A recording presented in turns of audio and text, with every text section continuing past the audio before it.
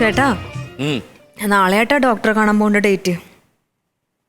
ഇനി ഡോക്ടറെ കാണാനൊക്കെ പോണോടി, എനിക്ക് മടുത്ത് മതിയായി.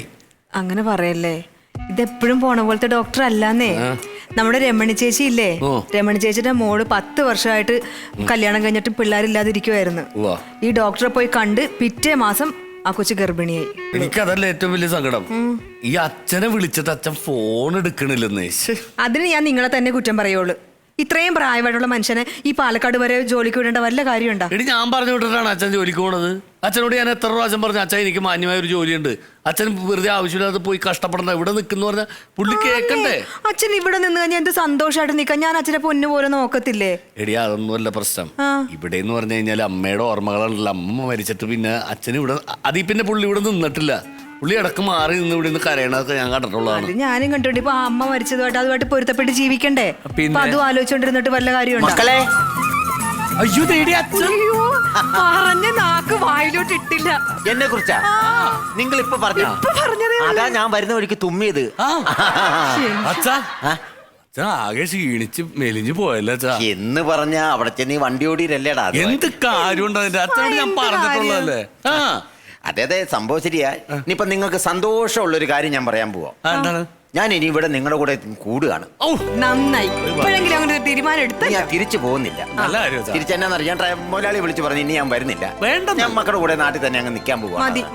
ഉള്ളത് കൊണ്ട് നമുക്ക് കൂടെ സന്തോഷമായിട്ട് കൂടാനോ, സന്തോഷമായിട്ട് ജീവിക്കാം. ഇവിടെ ഞങ്ങൾക്ക് ആരാ ഉള്ളത്? ഞങ്ങൾ രണ്ടുപേരല്ലേ. എനിക്കറിയാം നിന്റെ മനസ്സിന്റെ വിഷമം എനിക്കറിയാം. പിന്നല്ലാതെ അമ്മ മരിച്ചപ്പോ നീ പറഞ്ഞൊരു വാക്ക് അതെന്റെ ഇവിടെയാകൊണ്ടത്.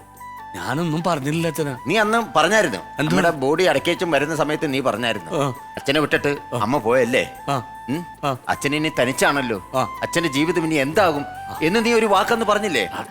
നേരത്തെ വിഷമം കൊണ്ട് പറഞ്ഞു. അതുകൊണ്ടല്ല അച്ഛാ, പക്ഷെ അത് എന്റെ ഹൃദയത്തിലാണ് കൊണ്ടത്. അപ്പം ഞാൻ അതിനും ഒരു പരിഹാരം ഉണ്ടാക്കി. ഇതൊക്കെ വിട്ടുകളാ. അതെന്തായാലും പോട്ടെ. മോളെ ഇവിടെ നിലവിളക്കുണ്ടാവോ? പിന്നെ ഇവിടെ നിലവിളക്ക് കത്തിക്കണല്ലേ. മോൾ അതിന്റെ അകത്തൊരു 4 തിരിയിട്ട് കത്തിച്ചിട്ട് ആ നിലവിളക്ക് ഇങ്ങ് എടുത്തോണ്ട് പോവാ. അതൊക്കെ പറയാം. നീയേ ഈ കയ്യിൽ മാറ്റിട്ട് ഒരു വെള്ളം കൊണ്ട് കൊടുത്തേ. എന്താ പരിപാടി? അമ്പലത്തിൽ നിന്ന് വല്ല പറ വരാനുണ്ടാ? ഒരു പറ വരാനുണ്ട്. ഞാൻ പറഞ്ഞില്ലേ, ഞാൻ ഇനി ഇപ്പൊ എന്തായാലും ഇവിടെ അങ്ങ് കൂടുകയാണ്, നിങ്ങളുടെ കൂടെ കൂടുകയാണ്. ഇവിടെ നിന്നോ, നമുക്ക് സന്തോഷമായിട്ടൊക്കെ ജീവിച്ചു. പിന്നെ അതാണല്ലോ ഏറ്റവും നല്ലത്. മോളെ വിളക്ക് നമ്മളിങ്ങോട്ട് കയറി നീ മുണ്ട് മാറുന്നില്ല. വേണ്ട എന്നാ അഴിച്ചിട്ട് വിളക്ക് കത്തിച്ചോണ്ട് വന്ന കണ്ടില്ലേ, ഒരു ബഹുമാനം കൊടുക്കും. മോളെ അങ്ങോട്ട് മാറിക്കടി. ഇതെന്താണ് ഞങ്ങക്ക് മനസ്സിലാവില്ല. കണ്ടോ സംഭവം കണ്ടു. ഖുഷ്ബു ഇങ്ങ് പോരെ.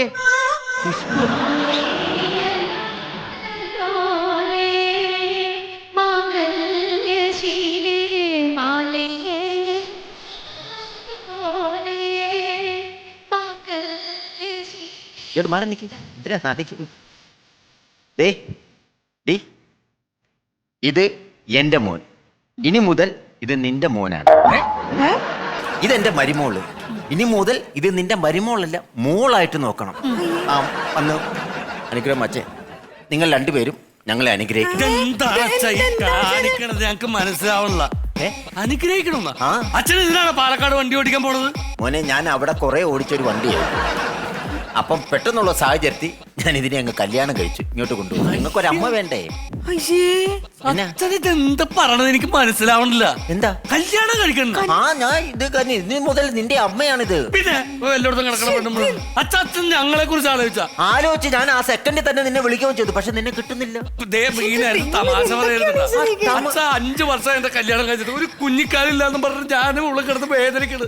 അതൊക്കെ ഓർക്കാണ്ട് അച്ഛൻ പേരെ പെണ്ണിട്ട് കിടക്കണ. അതിനൊക്കെ ഒരു സമാധാനം ഞാൻ ഉണ്ടാക്കിയിട്ടുണ്ട്. അവിടെ ശരീരത്തോടരുത്. ശരീരം ഇപ്പൊ ഇളക്കാൻ പാടില്ല. അവള് 3 മാസം ഗർഭിണിയാണ്. എനിക്കൊരു മസാല ഇത് കരിയായിട്ടൊന്നും സോൾവ് ആയിട്ട് ഞാൻ മസാല ദോശ വാങ്ങിച്ചില്ല. പിന്നെ നിന്റെ കുഞ്ഞിക്കാലിന്റെ പ്രശ്നം, ഇവളിപ്പോ 3 മാസം ഗർഭിണിയാണ്. 7 മാസം കൂടെ കഴിയുമ്പോൾ ഇവളൊരു പ്രസവിച്ചൊരു കുഞ്ഞിനെ അങ്ങ് തരികയല്ലേ, അതിനെടുത്ത് നിനക്ക് ലാളിക്കാൻ മേലേ. ഈ കൊച്ചു വളർന്ന് വലുതായി കഴിയുമ്പോ നിന്നെ ചേട്ടച്ചാന്ന് വിളിക്കില്ലടാ. അങ്ങനെ വിളിച്ചാൽ നിനക്ക് കഴിക്കുവോ?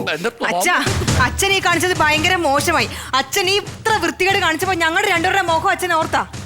ഒരു കല്യാണം കഴിക്കുന്ന എങ്ങനെയാണ് വൃത്തികേടാകുന്നത്? അതെല്ലാം പോട്ടെ, എനിക്ക് പ്രായമായി വരികയാണ്. എനിക്കൊരു ഗ്ലാസ് കട്ടൻ ചായ വേണം.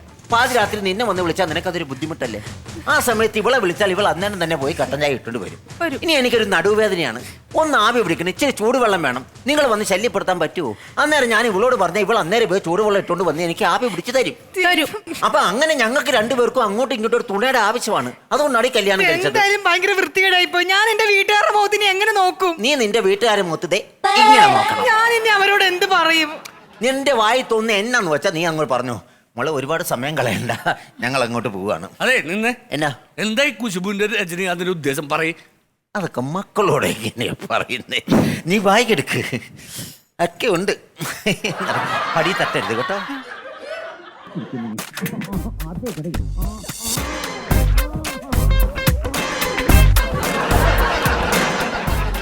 നിങ്ങൾ ഇതും കെട്ടിക്കൊണ്ട് ഇവിടെ വായം തുറന്നു നിന്നോ. പക്ഷെ ഇത് സഹിച്ചോട്ടെ, എനിക്ക് ഈ വീട്ടിൽ നിൽക്കാൻ പറ്റത്തില്ല. ഞാൻ ഇന്ന് തന്നെ ഈ വീട്ടിൽ നിന്ന് പോകും. നീ വീട്ടിൽ നിന്ന് പോയാൽ നീ വീട്ടിൽ തന്നെ നിൽക്കത്തേ ഉള്ളൂ. എന്ത്? നീ വല്ലതും ആലോചിക്കണണ്ട. ഈ വീടും പറമ്പും അച്ഛന്റെ പേരിലാണ്, എന്റെ പേരിലേക്ക് എഴുതുന്നുണ്ടാ. അതാണ് നിങ്ങളുടെ കഴിവുകേട്. എന്റെ കഴിവുകേടല്ല, അച്ഛന്റെ കാലശേഷം മാത്രം അത് എനിക്ക് കിട്ടുള്ളൂ.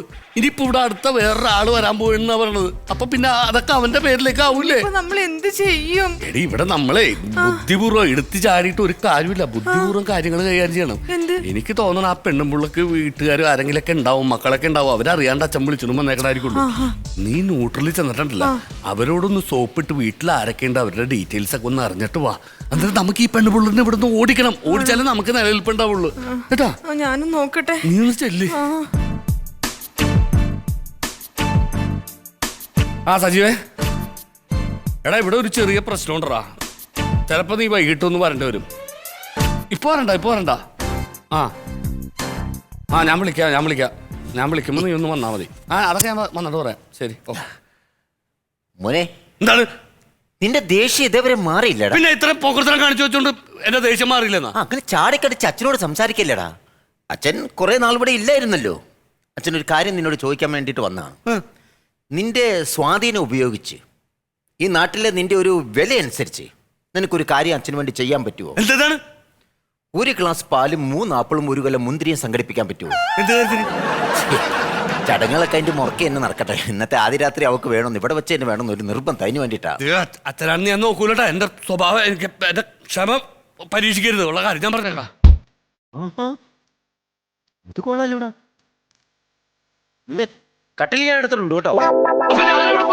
നീ അവളും കൂടെ അടുക്കള പാ വിരിച്ച് അവിടെ കിടന്നിട്ടാ മതി.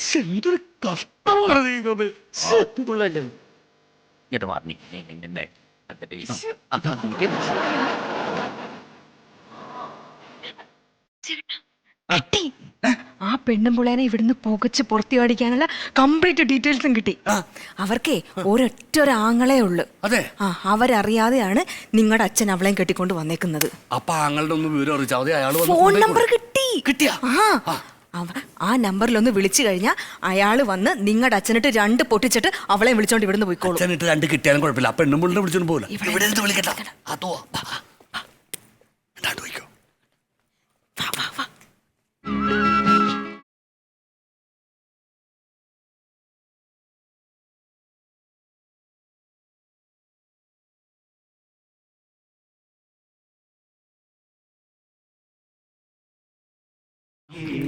ശരീരം ഒരുപാട് അനക്കാതെ സൂക്ഷിക്കണം കേട്ടോ. നല്ല പോഷകാഹാരം കഴിച്ചാൽ മാത്രമേ ഉള്ളൂ നല്ല കുഞ്ഞുങ്ങൾ ജനിക്കുകയുള്ളൂ. അല്ലെങ്കിലേ എന്റെ ഒരു ചെറുക്കനെ കണ്ടില്ലേ പോൻ, അവനെ പോലെ ഓഞ്ഞ കുഞ്ഞുങ്ങൾ ജനിക്കും. മതി ചേട്ടോ. നീ കഴിക്കേ, ഇപ്പോഴാണ് ചെയ്യേണ്ടത്. ഇനി കുറെ പച്ചക്കറിയും സാധനവും ഒക്കെ ഞാൻ നാളെ വാങ്ങിച്ചോണ്ട് വരാം. അവൻ എന്തേ അവർക്ക് വലുതായിട്ട് അങ്ങോട്ട് ഇഷ്ടപ്പെട്ടില്ല. അവരെയൊക്കെ ഒന്ന് സംസാരിച്ച് റെഡിയാക്കി എടുക്കേണ്ടത് നിന്റെ ഉത്തരവാദിത്തമാണ്. മതിയാ മോക്ക്? മതി. വാ കഴിച്ചിട്ട് കിടക്കാം. ചെല്ലി പാവം. നട നോക്കടി, നട നോക്ക്. ആ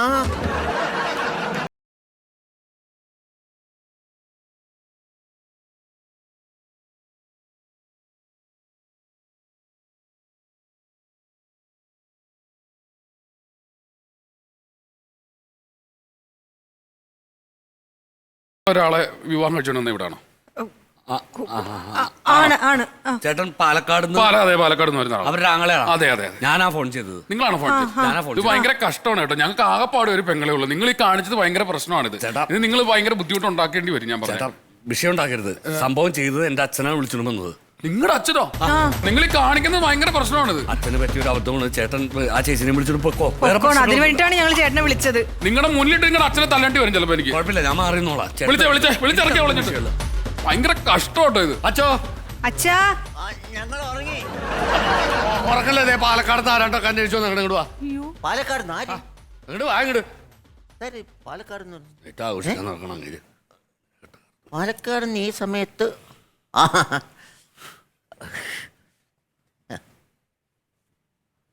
അയ്യോ ആങ്ങളെ, എന്റെ കല്യാണം കഴിഞ്ഞു. ഇതാ ചെറുക്കൻ. ഞാനാ. എന്തായാലും നിന്റെ കല്യാണം കഴിഞ്ഞല്ലോടി. 10ാം ക്ലാസ് വെച്ച് ഇവിടെ പ്രസവം നടന്നതിന് ശേഷം അല്ല ഈ ഒരു പ്രശ്നം ഉണ്ടായി. 10ാം ക്ലാസ് ഇവിടെ പാസ്സായില്ല. ആ ഒരു പ്രശ്നത്തിന് ശേഷം 18ാമത്തെ വയസ്സ് പോലെ ഞങ്ങൾ കെട്ടിക്കാൻ നോക്കുക. 18 പോലെ 48 വയസ്സ് വരെ ഇതുവരെ ഞങ്ങൾ കെട്ടിക്കാൻ പറ്റിയില്ല. ഇപ്പോഴെങ്കിലും നിന്റെ കല്യാണം കഴിഞ്ഞല്ലോ. എനിക്ക് സന്തോഷമുണ്ട്. എനിക്ക് ഞാനോർത്ത് ആങ്ങളെ എന്നോട് പിണങ്ങുമായിരിക്കും. അങ്ങോട്ട് വേണം കൂടി. അളിയോ ഓ ഇവിടെ ഉണ്ടേ. പറഞ്ഞ എടുക്കണം കേട്ടോ. നാളെ എടുക്കാം. നമുക്ക് രണ്ടുകൂടെ എടുക്കാം. മറ്റു കാര്യങ്ങളൊക്കെ എങ്ങനെയാ? മറ്റു കാര്യങ്ങളിലെ ഈ വീട് എന്റെ ആണ്. നമ്മളിവിടെ അങ്ങ് താമസിക്കാം. അപ്പൊ ഇവരെവിടെ താമസിക്കുന്നേ? ഇവരിവിടെ തന്നെയാണ് താമസിക്കുന്നത്. അതെങ്ങനെയാ ശരിയാവുന്നേ? ഇവരില്ലേ ഇവിടെ താമസിക്കുന്നത്? നിങ്ങൾ ഇവിടെ താമസിക്കല്ലേ? അതിനിടയ്ക്ക് ഇവരിവിടെ വന്ന് താമസിച്ചാൽ ഇവർക്കൊരു സ്വസ്ഥത കിട്ടുമോ? അല്ല, ഇവിടെ ഒരു ബെഡ്റൂമേ ആപ്പാടേ ഉള്ളൂ. ഞങ്ങൾ ഇങ്ങനെ അഡ്ജസ്റ്റ് ചെയ്ത് ജീവിച്ചു പോകുന്നു, അത്രേ ഉള്ളൂ. അത് പറയാൻ പറ്റത്തില്ല. എന്റെ പെങ്ങളുടെ കാര്യം എനിക്ക് നോക്കണം. അവളെ ഞങ്ങൾ അങ്ങനെയല്ല വളർത്തിയത്. അവക്ക് ഇവിടെ സ്വാതന്ത്ര്യം വേണം. നിങ്ങളും ഇവളും ഓക്കെ, പിന്നെ ഞാനും. വേറൊരാൾ ഇവിടെ വേണ്ട. ഇന്ന് രാത്രിയില് നിങ്ങൾ ഇവിടെ നിന്ന് ഇറങ്ങണം. ആവശ്യമില്ലാത്ത കാര്യം പറഞ്ഞു വന്നാലല്ല. എന്റെ കുടുംബമാണ്. ഞാൻ തീരുമാനിക്കാം എപ്പോ ഇറങ്ങണം എപ്പോ വേണ്ടെന്ന്. ഇവിടെ ആളെ പറയുന്നു ഇന്ന് രാത്രി നിങ്ങൾ ഇവിടെ ഇറങ്ങണം. പോരുത്. അല്ല, അങ്ങനെ പറഞ്ഞാൽ ഞങ്ങൾ എങ്ങോട്ട് പോകും? അച്ഛാ അച്ഛൻ ഇതെന്താ കാണുന്നത്? നീ നേരത്തെ അളി അങ്ങോട്ട് പറഞ്ഞു. ആ പറഞ്ഞ എനിക്ക് അങ്ങോട്ട് ഇഷ്ടപ്പെട്ടില്ല. എന്റെ കുടുംബത്തിലെ കാര്യങ്ങൾ തീരുമാനിക്കാൻ ഗ്രഹനാഥൻ എന്നുള്ള നിലയ്ക്ക് ഞാനുള്ളപ്പോൾ പുറത്തുനിന്നൊരുത്തം വന്ന് അതിന് അഭിപ്രായം പറയാൻ പാടില്ല. രാത്രി തന്നെ അവരോട് ഇറങ്ങിപ്പോവാം. ഈ പെണ്ണിനെ വിളിച്ചോണ്ട് ഇവന് പാതിരാത്രി എങ്ങോട്ട് ഇറങ്ങിപ്പോവും? അതിന് നീ അത് ഉദ്ദേശിക്കാഞ്ഞ് പറയുന്നൊരു ലോജിക്ക് വേണ്ടേ? ആ കാര്യത്തിൽ നീ മിണ്ടരുത്. ഒരു പെങ്കൊച്ചിനെ കൊണ്ട് പാതിരാത്രി ഇറങ്ങാന്ന് വെച്ചാൽ അതുകൊണ്ട് മോനെ നീ ഉണ്ടല്ലോ, വെളുപ്പിന് 5:30 ഒരു വണ്ടിയുണ്ട്. അതിന് വിളം വിളിച്ചോണ്ടെങ്കിൽ പോരാ ഇങ്ങോട്ടേലും.